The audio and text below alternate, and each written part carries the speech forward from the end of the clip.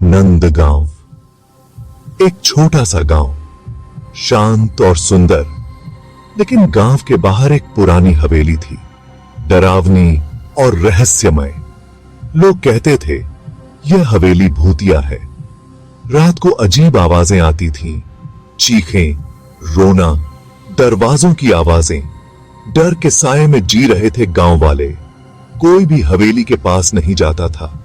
कई सालों से हवेली वीरान पड़ी थी। खिड़कियां टूटी हुई थीं, दीवारें फीकी और दागदार थीं। हवेली के चारों ओर एक अजीब सी खामोशी थी। यह खामोशी डर पैदा करती थी।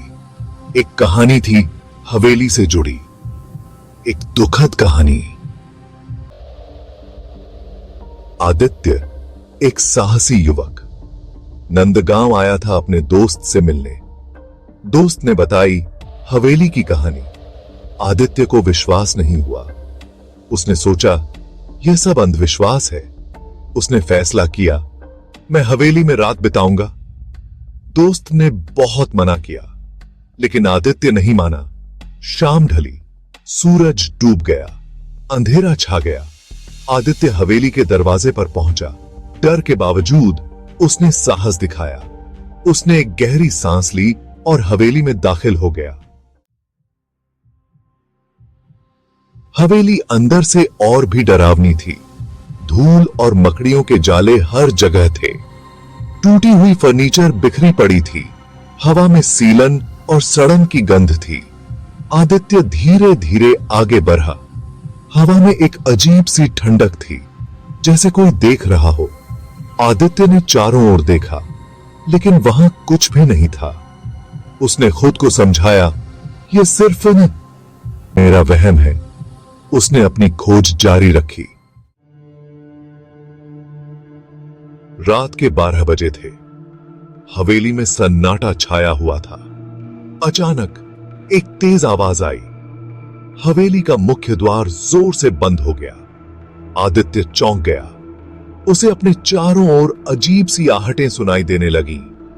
फुसफुसाहट, हंसी और रोने की आवाजें। अचानक एक धुंधली आकृति उसके सामने प्रकट हुई।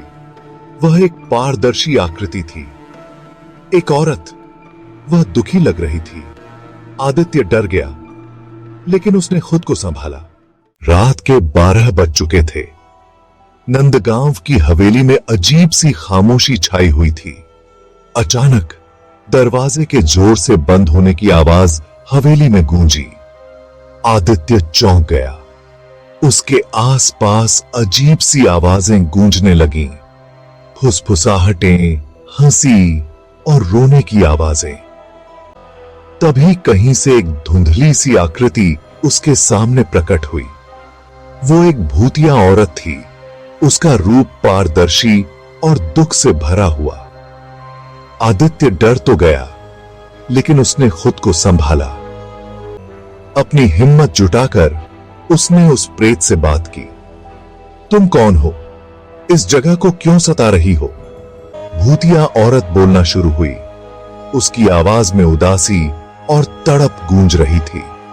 उसने बताया कि वह इस हवेली की पूर्व मालकिन थी, जिसे उसके भरोसेमंद लोगों ने धोखा दिया और उसके साथ अन्याय किया। उसकी आत्मा फंसी हुई थी, न्याय और शांति की तलाश में।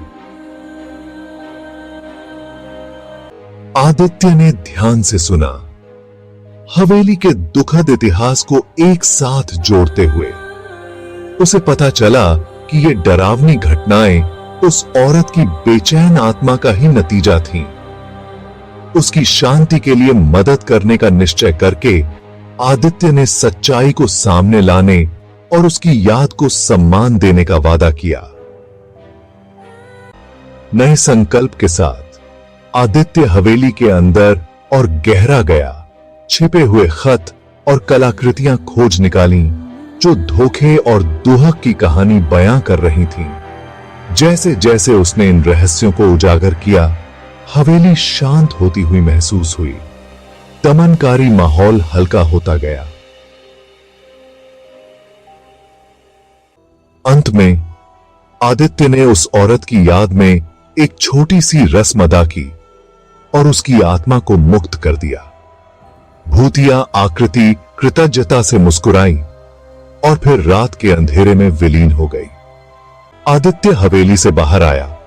सुबह की पहली किरणें अंधेरे को चीर रही थीं। उसने भूत का सामना किया था और सच्चाई को उजागर किया था। नंदगांव की भूतिया हवेली में शांति लाते हुए विजयी होकर वह घर लौट गया। उसका दिल उपलब्धि और समापन की भावना से भरा हुआ। और इस तरह नंदगांव की भूतिया हवेली अब डर की जगह नहीं रही, बल्कि न्याय, साहस और मुक्ति की कहानी का प्रमाण बन गई।